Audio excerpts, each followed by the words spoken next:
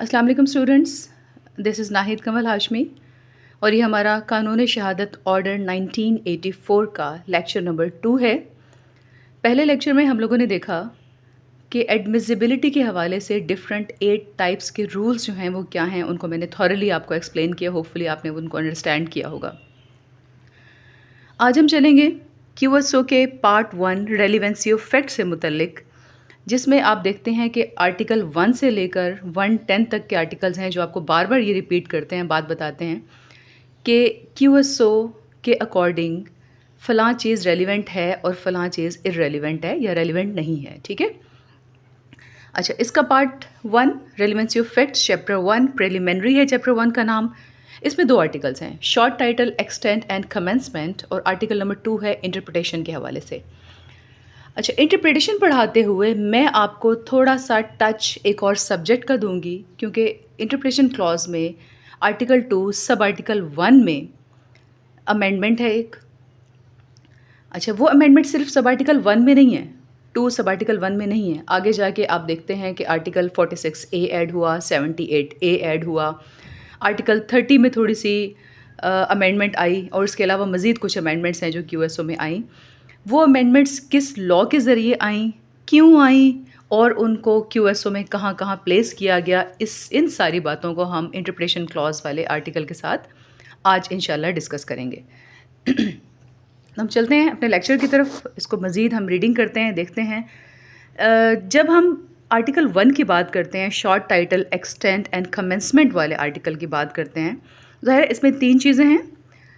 उसका short title क्या होगा? तो टाइटल है जनाब इसका द कानून शहादत ऑर्डर 1984। ये आपके सामने ओपन हो गया। अच्छा, इसमें इसके आर्टिकल 1 में मज़ीद अंदर जाने से पहले इसका एक प्रीएम्बल है, दैट इज़ वेरी इंपॉर्टेंट। इसमें 3 किस्म की डेट्स हैं, यहाँ मेंशन नहीं है। कुछ बुक्स में 28 अक्टूबर की डेट मेंशन है, कुछ में 26 अक्टूबर की मेंशन है डेट, और एक तीसरी डेट आप इसमें देखेंगे कि इसके प्रीएम्बल में ही मज़ीद आई हुई है। तो 26 अक्टूबर को ये प्रोमलगेट हुआ, 28 अक्टूबर को ये इन्फोर्स हुआ, और इसका प्रीएम्बल कहता है, इसको पहले समझ लें फिर आपको अंडरस्टैंड करने में ज़्यादा अच्छा लगेगा। ठीक है। प्रीएम्बल बेसिकली इसका ये बताएगा कि इन्होंने जो लॉ ऑफ एविडेंस था उसको रिवाइज, अमेंड और कंसोलिडेट करके एज पर injunctions of Holy Quran and Sunnah कर दिया। गेटिंग? अब आगे चलते हैं, इसको पढ़ते हैं। Preamble, whereas it is expedient to revise, amend and consolidate the law of evidence so as to bring it in conformity with the injunctions of Islam as laid down in the Holy Quran and Sunnah. Now therefore, अभी बताया जा रहा है इसके next portion में कि president ने किस डेट को ये ऑर्डर किया कि आप क्यूएसओ को बनाएं। तो वो डेट है 5 डे ऑफ जुलाई 1977। अब मैं इसको पढ़ती हूँ।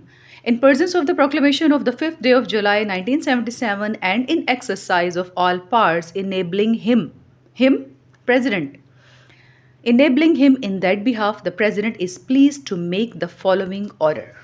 फॉलोइंग ऑर्डर आगे जो हम पढ़ने जा रहे हैं, जिसको हमने आर्टिकल 1 एंड 2 आज डिस्कस करना है, और हो सका तो हम लोग मज़ीद भी आर्टिकल्स कुछ डिस्कस करेंगे। बस मेरी कोशिश ये है कि हमारा जो लेक्चर है वो 30 से 40 मिनट्स का हो, इससे ज़्यादा का ना हो, ताकि आप जितनी चीज़ें इस टाइम में सीखें उनको अच्छे से अंडरस्टैंड कर लें। तो जब हम इसके आर्टिकल 1 की बात करते हैं तो मैं हमेशा कहती हूँ कि हर बुक का पहला और दूसरा जो सेक्शन या आर्टिकल होता है वो हमेशा इन्हीं तीनों चीज़ों के हवाले से होता है कि उसकी एक्सटेंड कहाँ तक है, उसका पूरा नाम क्या है, और उसकी कमेंसमेंट कब हुई। इसको पढ़ते हैं। This order may be called the Qanun शहादत 1984, ये है इसका शॉर्ट टाइटल। नंबर 2 में वो उसकी एक्सटेंट बताएगा, और इसको समझ लें पहले। देखिए, इसकी एक्सटेंट क्यूएसओ में लिखा हुआ है कि सिर्फ आर्बिट्रेशन प्रोसीडिंग्स पर अप्लाई नहीं होता, जबकि ये फैमिली लॉज पर भी अप्लाई नहीं होता। अच्छा, इस पर एक जजमेंट आई है, कुछ सर्टन कंडीशंस में, कुछ सर्टन मैटर्स में क्यूएसओ फैमिली लॉ पर भी अप्लाई हो जाता है। ठीक है, वो जजमेंट फिर मैं आपसे एक रेलिवेंट प्लेस पे जाकर डिस्कस करूँगी। अभी हम पढ़ते हैं आर्टिकल 1 सब article 2। It extends to the whole of Pakistan and applies to all judicial proceedings in or before any court, including a court martial, a tribunal, or other authority exercising judicial or quasi-judicial powers or jurisdiction, but does not apply to proceedings before an arbitrator. Sub-article 3, sorry, सब article 3 इसका बताता है it shall come into force at once. ये इसकी commencement का बता रहा है कि यानी कि 28 अक्टूबर 1984 को ये shall come into force at once हो गया था पूरे पाकिस्तान के लिए, सब के लिए। अब इसके इंटरप्रिटेशन क्लॉज की तरफ आते हैं। इंटरप्रिटेशन क्लॉज को आप समझ लें ज़रा। अब देखिए जो इंटरप्रिटेशन क्लॉज है आर्टिकल 2, इसके सब आर्टिकल 1 से लेकर 9 तक मज़ीद भी हैं, यानी कि आर्टिकल 2 के 9 सब आर्टिकल्स हैं। वो 9 सब आर्टिकल्स क्या हैं? पहला जो सब आर्टिकल है उसके कुछ ज़्यादा हिस्से हैं, लेकिन बिल्कुल मुश्किल नहीं है, याद करना बहुत आसान है। और क्योंकि हमारा फोकस इस बात पर है कि इस लेक्चर को सुनने के बाद जुडिशरी के स्टूडेंट्स एडीए, एडीपीपी, डीडीपीपी, डीडीए या वन पेपर एमसीक्यूज़ वाले जो लोग हैं वो इस लेक्चर को सुनने के बाद इस काबिल हो जाएं कि वो अच्छा सा पेपर अटेम्प्ट कर सकें। तो मकसद सिर्फ इसकी रीडिंग या इसको अंडरस्टैंड करना नहीं है, इसको याद करना भी है। तो याद करने का बेस्ट वे क्या है आज अभी आपको थोड़ा सा बताती हूँ। देखिए इसका जो सब आर्टिकल 2 है, इसका सब आर्टिकल 1 मैंने आपको बताया 9 हिस्से हैं इसके टोटल इस आर्टिकल के, लेकिन सब आर्टिकल 1 के छोटे छोटे 4-5 चंक्स हैं, उनको याद कर लें। अल्फ़ाबेटिकल तरतीब है, मैं आपको बताती हूँ, आपको जल्दी से याद हो जाएगा इंशाल्लाह। देखें अल्फ़ाबेटिकल तरतीब है तो आप देखेंगे ए के साथ लिखा हुआ है C for court, D for document, then E for evidence, F for fact, और उसके बाद 2 चीज़ें और हैं जो यहाँ प्रोवाइडेड नहीं हैं। और मैंने लेक्चर के स्टार्ट में आपको बताया कि मैं इंटरप्रिटेशन क्लॉज पढ़ाते हुए आपको एक और लॉ का हवाला भी दूंगी। वो लॉ है, उस लॉ का नाम है इलेक्ट्रॉनिक ट्रांजैक्शन ऑर्डिनेंस 2002। बहुत इंपॉर्टेंट है। आप लोग माइट भी सोचें कि इस लॉ का इस दूसरे ऑर्डिनेंस का हवाला यहाँ पर क्यों दिया जा रहा है। तो इस चीज़ को समझें, अंडरस्टैंड करें और देखें कि यूएसओ में जितनी भी अमेंडमेंट्स आई हैं मॉडर्न डिवाइसेस से रेलिवेंट, वो सब ईटीओ के अंडर बता दी गई हैं एक ख़ास सेक्शन में। वो मैं आपको यहाँ आर्टिकल 2 सब आर्टिकल 1 के एंड पे बताऊंगी। तो हमने अब तक क्या देखा? C for code, D for document, E for evidence, F for fact. फॉरन फिंगर टिप्स पे आती हैं चीज़ें। अच्छा जनाब, इसका जो सब आर्टिकल 2 है वो आपको बताएगा रेलिवेंट फैक्ट्स के बारे में। आर्टिकल 3 आपको बताएगा फैक्ट इन इशू के बारे में। आर्टिकल 4 बताता है आपको प्रूव्ड के बारे में। ठीक है, अब देखें 2 और 3 relevant fact and fact in issue हो गया। 4, 5 और 6 को इकट्ठा देखेंगे। 4 आपको बताएगा प्रूव्ड, 5 बताएगा डिसप्रूव्ड और 6 बताएगा नॉट टू बी प्रूव्ड। ठीक है, देखें हमने आर्टिकल 1 सब आर्टिकल 1 देखा, 2 का सब आर्टिकल 1 देखा, C for code, D for document, E for evidence, F for fact. 2 और 3 को हमने इकट्ठा देखा, relevant fact and fact in issue. 4, 5, 6 को इकट्ठा देखेंगे, proved, disproved, not to be proved. इसी तरह 7 और 8 को इकट्ठा देखेंगे। 7 कहता है मे प्रिज्यूम, शेल कहता है, 8 कहता है शेल प्रिज्यूम, और 9 अलग से है, that is relevant with conclusive proof. ठीक है, होपफुली आपको चीज़ें अच्छे से समझ आ गई होंगी और आप इसको जल्दी से अंडरस्टैंड भी कर लेंगे। अच्छा जनाब, हम चलते हैं इसकी रीडिंग की तरफ। आर्टिकल 2 की रीडिंग करते हैं ताकि आपको मज़ीद कुछ चीज़ें रिवील हों जिससे आपको पेपर को अटैम्प्ट करने में आसानी होगी। आर्टिकल 2 की रीडिंग है, in this order unless there is anything repugnant in the subject or context। ए कहता है सी फॉर कोर्ट, मैंने आपको बताया था। और क्योंकि हम आर्टिकल 1 में पढ़ चुके हैं कि ये आर्बिट्रेशन प्रोसीडिंग्स पर अप्लाई नहीं होता, तो कोर्ट की डेफिनेशन में से भी ये आर्बिट्रेटर को निकाल देगा। कोर्ट इंक्लूड्स ऑल जजेस and magistrates and all persons except arbitrators legally authorised to take evidence. ADPP और डीडीपीपी, एडीए और डीडीए, उसमें 25 नंबर के एमसीक्यूज आते हैं और वहाँ पे इसी तरह की चीज़ें पूछी जाती हैं। क्यूएसओ का पेपर आसान नहीं होता करना, लेकिन अगर आप 25 नंबर के एमसीक्यूज में से 25/25 मार्क्स ले लेते हैं इन्हीं चीज़ों को समझ कर सिर्फ, तो बाकी सब्जेक्टिव को पास करना मुश्किल नहीं होता। बी है डॉक्यूमेंट, डी फॉर डॉक्यूमेंट। ठीक है, means any matter expressed or described upon any substance by means of letters, figures or marks, or by more than one of those means intended to be used or which may be used for the purpose recording that matter। अब इसमें सिर्फ 3 बातें हैं simple सी। कोई भी matter express या describe किया गया है, किन जरियों से? लेटर्स, फिगर्स और मार्क्स के ज़रिए से, और उसका मकसद क्या है? For the purpose of recording that matter. 3 चीज़ें याद रखें। डॉक्यूमेंट की डेफिनेशन आपको कभी नहीं भूलेगी। इलस्ट्रेशंस यहाँ हम नहीं पढ़ेंगे, लेकिन हम अभी आगे चलते हैं। अच्छा जनाब, आगे चलने से पहले मैं आपको बता दूं कि मैंने आपको एक यहाँ पे रेफरेंस दिया था इलेक्ट्रॉनिक ट्रांजैक्शन एक्ट 2002 का। तो जनाब इसका सेक्शन 20 आप देखेंगे, इलेक्ट्रॉनिक ट्रांजैक्शन एक्ट सेक्शन 29, ठीक है, सेक्शन 29 ये कहता है amendment of presidential order number 10 of 1984। ये बिल्कुल वही बात है जो भी हमने इसके प्रियम्बल में पढ़ी थी, 10th ऑफ 1984, ठीक है। अच्छा, ये प्लेस करेगा हमारी इस एविडेंस की डेफिनेशन से ऊपर, यानी कि डॉक्यूमेंट की डेफिनेशन के बाद। और मज़ीद हम इसको और भी देख लेते हैं। अभी मैंने आपको section 29 of electronic transaction act का रेफरेंस दिया। अभी हम देखते हैं एविडेंस क्या है, फैक्ट क्या है, उसके बाद मैं आपको section 29 of electronic transaction act 2002 elaborate करूँगी। अच्छा, ई फॉर एविडेंस की बात करते हैं जब, तो एविडेंस हमेशा दो किस्म की होती है, एक ओरल और एक डॉक्यूमेंट्री। तो ओरल एविडेंस क्या है? All statements which the court permits or requires to be made before it by witnesses in relation to matters of fact under inquiry, such statements are called oral evidence. ठीक है, जो matter court में चल रहा है उसी से relevant जब विटनेसेस आकर गवाही देंगे तो दैट इज़ कॉल्ड स्टेटमेंट। अब नंबर नेक्स्ट देखें, एविडेंस की दूसरी डेफिनेशन जो है वो है documentary evidence. All documents produced for the inspection of the court, such documents are called documentary evidence. Very simple, किस लिए पेश की जाती है documents? For the inspection of court. Wordings को नहीं भूलना, लॉ अल्फाज की गेम है। और ज़ाहिर है जब आप लॉ के स्टूडेंट हैं, हम सब लॉ के स्टूडेंट्स हैं, हम डेली कुछ ना कुछ सीख रहे होते हैं, हमने अल्फाज का चुनाव बहुत एहतियात से करना है। अब देखिए, जब भी आप डॉक्यूमेंट्री एविडेंस को लिखें तो ये ज़रूर लिखें कि जो डॉक्यूमेंट्स प्रोड्यूस किया जाता है उसका मकसद क्या होता है, कि कोर्ट उसको इंस्पेक्ट करे और देखे कि वो एविडेंस रिकॉर्ड जो हो रही है वो कैसे है और क्यों है। ठीक हो गया। अब number next, F for fact मैंने आपको बताया था, हम पढ़ चुके हैं C for court, D for document, E for evidence, अब हम हैं एफ फॉर फैक्ट पर। अच्छा जनाब, फैक्ट भी दो तरह के होते हैं, जैसे एविडेंस दो तरह की थी, फैक्ट दो तरह के किस तरह हैं? एक है फिजिकल फैक्ट, एक है साइकोलॉजिकल फैक्ट। नाम से पता चलेगा आपको। फिजिकल फैक्ट कौन सा? जिसको आप टच कर सकते हो, आप सेंसेस होती हैं इंसान की 5, आप टच करके, फील करके, देख कर आप जिसको परसीव कर सके, that is called physical fact. और साइकोलॉजिकल फैक्ट क्या है? किसी की mental condition, that is called psychological fact. अब हम इसको पढ़ते हैं। एक्चुअली क्यूएसओ सारी गेम ही फैक्ट्स के गिर्द घूमती है। Facts in issue, relevant fact, बस आपको और इसमें और कुछ नहीं मिलेगा। अगर आप क्यूएसओ की इन टेक्निकल चीज़ों को अंडरस्टैंड कर लेते हैं तो यकीन कीजिए आपके लिए पेपर को अंडरस्टैंड करना, उसका क्वेश्चन अटैम्प्ट करना बहुत आसान हो जाएगा।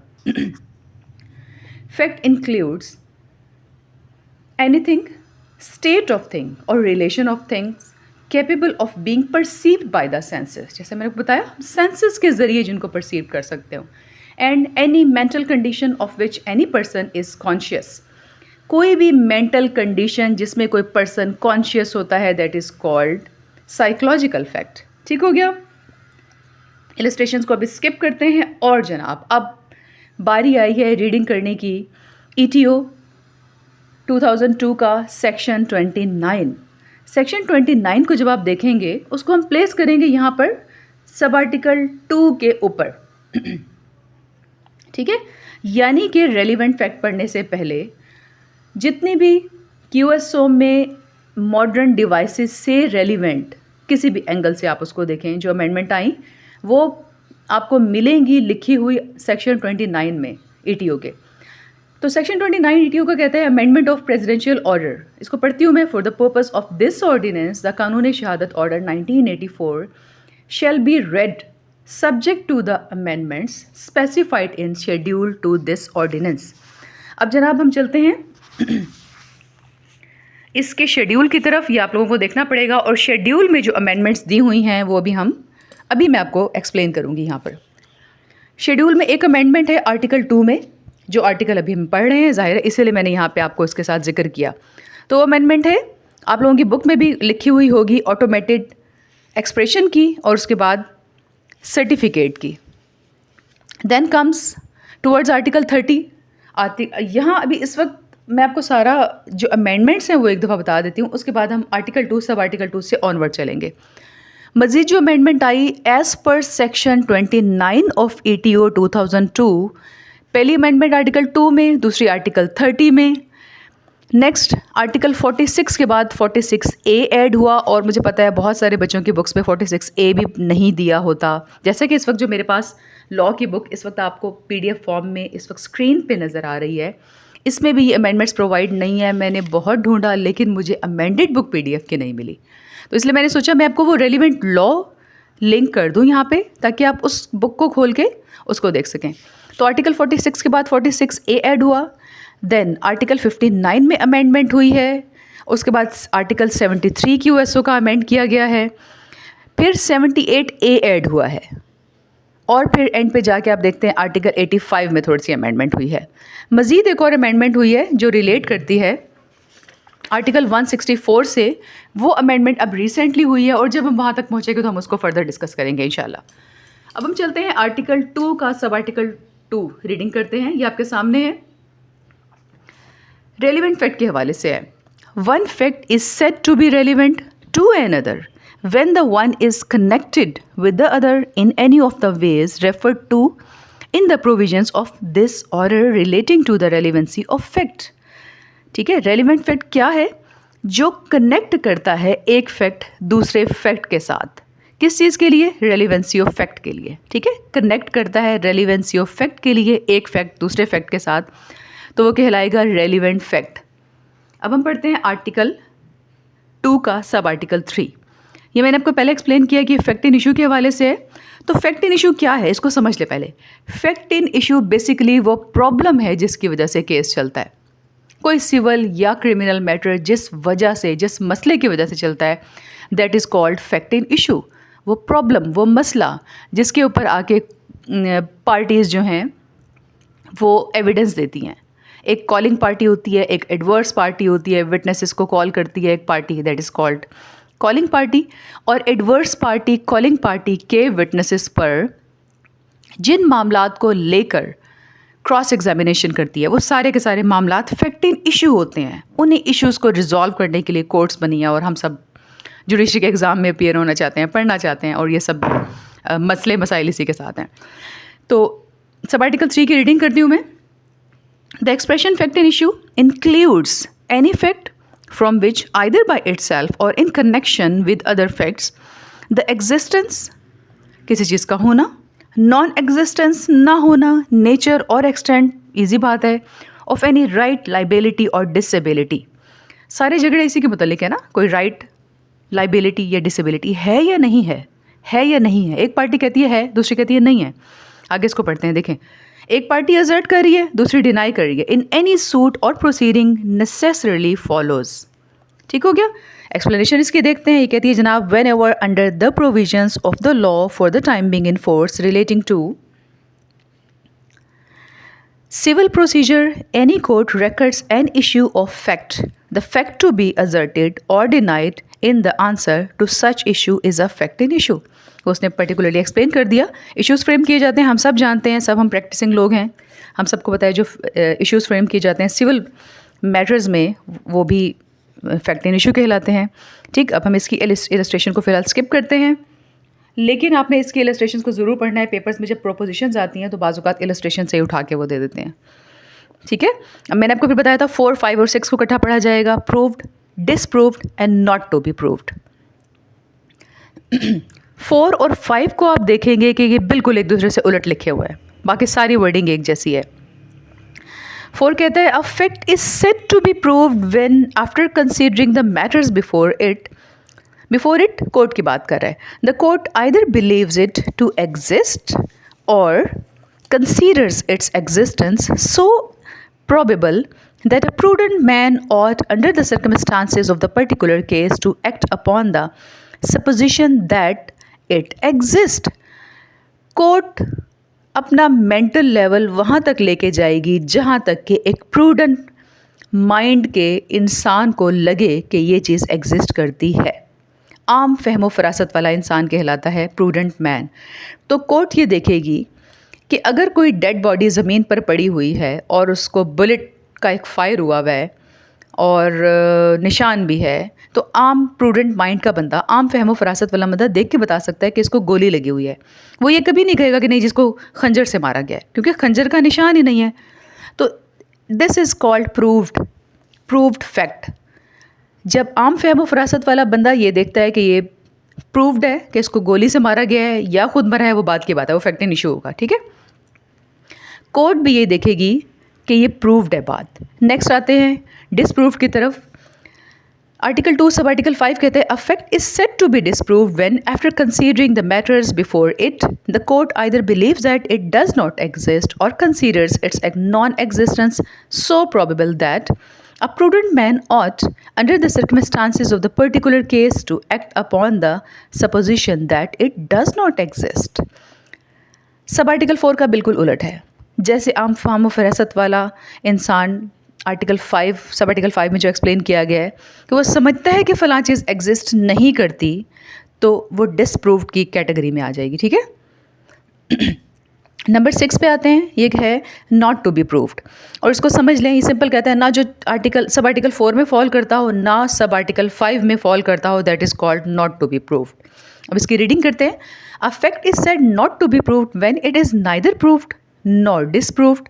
वेरी इजी, सिर्फ टेक्निकल चीज़ें हैं कुछ इसमें जो आम रीडिंग से प्लेन रीडिंग से समझ में नहीं आती, लेकिन जिस तरह से मैं आपको एक्सप्लेन कर रही हूँ, अगर आप इनको इस तरह से अंडरस्टैंड करने की कोशिश करेंगे। पेज मेरा पीछे रह गया था, मैंने कोशिश किया, उसको मैं ले आई हूँ अब सामने।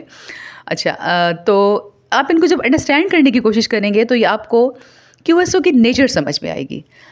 और जब तक QSO की नेचर टेक्निकलिटी समझ में नहीं आती, अच्छा क्वेश्चन अटैम्प्ट नहीं होता। अब हम चलते हैं आर्टिकल 7 एंड 8 की तरफ। 7 कहता है मे प्रिज्यूम, 8 कहता है शैल प्रिज्यूम। और presumption is the right of court. बंदा प्रिज्यूम नहीं करता, पार्टी प्रिज्यूम नहीं करती, विटनेस प्रिज्यूम नहीं करता, ठीक है। तो प्रिज्यूम करती है कोर्ट।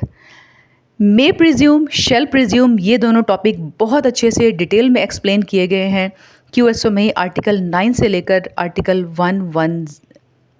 90 से लेकर आर्टिकल 110 तक, 90 से 110 तक, वहाँ पे कुछ आर्टिकल्स मे प्रिज्यूम के हवाले से हैं और कुछ शैल प्रिज्यूम के हवाले से हैं। तो जनाब हम इसकी रीडिंग की तरफ चलते हैं। आर्टिकल 7 कहता है, when ever is provided by this order that this court may presume a fact. देखिए, कोर्ट प्रिज्यूम कर रही है किसी फैक्ट के बारे में कि ये है। It may either regard such fact as proved unless and until it is disproved or may call for proof of it. अब इसको समझें। देखें, कोर्ट जब किसी फैक्ट के बारे में मे प्रिज्यूम करती है तो ओपन फोरम होता है कि ले आएँ, एविडेंस ले आएँ। बीइंग कोर्ट, मैंने ये प्रिज्यूम कर लिया है, आप इसके रिबटल में कोई एविडेंस ले आएँ, ठीक है। मे call for proof of it, कि प्रूफ करें आप इसको। एक पार्टी उसको प्रूफ करती है, एक डिसप्रूफ करने की कोशिश करती है, ठीक है। ये होता है मे प्रिज्यूम की कैटेगरी। अच्छा, शैल प्रिज्यूम को पहले समझ लें, फिर पढ़ते हैं, आपको बहुत अच्छा से अंडरस्टैंड होगा। देखें, शैल प्रिज्यूम में क्या होता है, कोर्ट शैल प्रिज्यूम करती है। थोड़ा सा पक्का प्रिजम्पशन हो गई ना। 7 में हल्की प्रिजम्पशन थी, 8 में पक्की प्रिजम्पशन हो गई। इसमें कोर्ट नॉर्मली ये अलाउ नहीं करती कि आप कोई मेरी प्रिजम्पशन के अगेंस्ट रिबटल में कोई एविडेंस लेकर आएँ, ठीक है। लेकिन अगर कोई ये क्लेम करता है कि जनाब आपने गलत प्रिज्यूम किया है, मेरे पास इसके रिबटल में एविडेंस मौजूद है, मैं आपको प्रूफ करके दिखा सकता हूँ कि ये गलत प्रिज्यूम किया आपने, तो कोर्ट कहती है ले आएँ, ठीक है। अब इसका डिफरेंस समझें। देखें, 7 में ओपन फोरम है, ले आई एविडेंस। 8 में शैल प्रिज्यूम में फोरम ओपन नहीं है, कोर्ट ने शैल प्रिज्यूम कर लिया। अगर कोई पार्टी क्लेम करेगी कि रिबटल में मेरे पास कुछ है, कोर्ट कहेगी अब ले आएँ आप, ठीक है। नो को भी अंडरस्टैंड कर लें। नो कहता है कंक्लूसिव प्रूफ की बात करता है। और नो कंक्लूसिव प्रूफ क्या है, जिसको आप जुडिशली नोटिसेबल चीज़ें कहते हैं, जैसे सूरज का मशरिक से निकलना भी हो गया, ठीक है। अब ये एक ऐसा प्रूफ है जिसके बारे में कोर्ट कभी किसी पार्टी को अलाउ नहीं करेगी कि जाए आप इस बात का सबूत लेके आएँ कि सूरज मशरिक से नहीं निकलता बल्कि कहीं और से निकलता है। और ना ही कोई पार्टी ऐसा क्लेम भी कर सकती है, ठीक है। और अगर कोई पार्टी ऐसा क्लेम करेगी तब भी कोर्ट उसमें नहीं अलाउ करेगी कि आप इसको डिसप्रूफ करने के लिए कोई एविडेंस लेकर आएँ कि सूरज मशरिक से नहीं निकलता। अब मैं 8 को और 9 को पढ़ती हूँ, होपफुली आपको इसकी नेचर समझ में आ गई होगी। अब रीडिंग से आपको मज़ीद अंडरस्टैंड होगा। 8 कहते हैं, when ever it is directed by this order that the court shall presume a fact, it shall regard such facts as proved unless and until it is disproved. Court shall presume ही करेगी unless until इसको disprove ना किया जाए, ठीक है। अच्छा देखें 9 कहता है when one fact is declared, declared का वर्ड है, देखें 7 में वर्ड था provided by this court, 8 में वर्ड था डायरेक्टेड बाय दिस ऑर्डिनेंस, और 9 कहता है डिक्लेयर्ड बाय दिस ऑर्डर, यानी कि पक्की बात हो गई है। फिर पढ़ी हूँ मैं 9 को, when one fact is declared by this order to be conclusive proof of another, the court shall on proof of the one fact regard the other as proved and shall not allow, देखें shall not allow है, ठीक है, बिल्कुल allow नहीं करेगी कि आपको evidence लेके आएँ कि सूरज मशरिक से नहीं निकलता। shall not allow evidence to be given for the purpose of disproving it. Getting my point? Hopefully आपको यहाँ तक की चीज़ें समझ में आ गई होंगी। आज हमने देखा आर्टिकल 1। आर्टिकल 1 से पहले हमने देखा इसका प्रीएम्बल, जिसमें हमने 3 किस्म की डेट को याद रखना है। 26 अक्टूबर प्रोमलगेट हुआ QSO, 28 अक्टूबर इन्फोर्स हुआ, 5th डे ऑफ जुलाई 1977 को प्रेसिडेंट ने प्रोक्लेमेशन दी कि ये वाला लॉ बनाया जाए। आर्टिकल 1 में हमने इसका शॉर्ट टाइटल पढ़ा, इसकी एक्सटेंट होल ऑफ पाकिस्तान पढ़ी, आर्बिट्रेशन प्रोसीडिंग्स पर अप्लाई नहीं होता, और इसकी कमेंसमेंट हमने पढ़ी एट वंस, ठीक है। इंटरप्रिटेशन क्लॉज आर्टिकल 2 सब आर्टिकल 1 में हमने देखा C for code, D for document, E for evidence, F for fact, और उसके बाद हमने देखा कि 2 चीज़ें और ऐड हुई हैं जो कि हैं इस बात से रेलिवेंट के इलेक्ट्रॉनिक ट्रांजैक्शन ऑर्डिनेंस 2002 में जो सेक्शन 29 में जो अमेंडमेंट आई है और उसको किस तरीके से QSO के साथ रिलेट किया गया है, बल्कि वो रिलेट करती है, तो उसमें हमने देखा कि 2 चीज़ें एक्सप्लेन वहाँ पे की गई हैं जो आर्टिकल 2 के साथ हैं, expression automated and expression certificate, ठीक है। अच्छा, आर्टिकल 2 सब आर्टिकल 2 में हमने देखा रेलिवेंट फैक्ट, 3 में देखा फैक्ट इन इशू, 4 कहता है प्रूव्ड, 5 कहता है डिसप्रूव्ड, 6 कहता है not to be proved, 7 may presume, 8 shall presume and 9 conclusive proof. तो यहाँ तक आज का टॉपिक क्लोज करते हैं। नेक्स्ट जो हमारा QSO का लेक्चर नंबर 3 होगा, उसमें इंशाल्लाह हम लोग आर्टिकल 3 से लेकर 17 तक के चंक को डिस्कस करेंगे, एलेबोरेट करूँगी मैं आपको, और वो बहुत इंपॉर्टेंट है। वहाँ पे जितनी भी रेलिवेंट जजमेंट्स जो आजकल न्यू आई हुई हैं, नया व्यू आया हुआ है, आइडेंटिफिकेशन परेड पर आई हुई है एक बहुत ज़बरदस्त जजमेंट, बहुत सारी चीज़ें आप खैर उसमें देखेंगे। आप उस लेक्चर का वेट कीजिएगा, इंशाल्लाह वो जल्दी अपलोड होगा। तो ETO सेक्शन 29 और सेक्शन 29 के साथ जो उसका शेड्यूल है, जहाँ पे 8 जगह पर QSO में अमेंडमेंट की गई है relevant with the modern devices, electronic devices, modern devices के थ्रू प्रोड्यूस की हुई एविडेंस के हवाले से, उसको ज़रूर एक दफ़ा देखिएगा। होपफुली आपको लेक्चर आज का अंडरस्टैंड हुआ होगा। यहाँ तक आज के लिए बहुत है। इजाज़त दें नाहिद कमल को इस दुआ के साथ कि अल्लाह पाक हम सबको सेहत और खुशी के साथ हमेशा रहने वाली इज़्ज़त और कामयाबियाँ अता फ़रमाएँ। अल्लाह हाफ़िज़।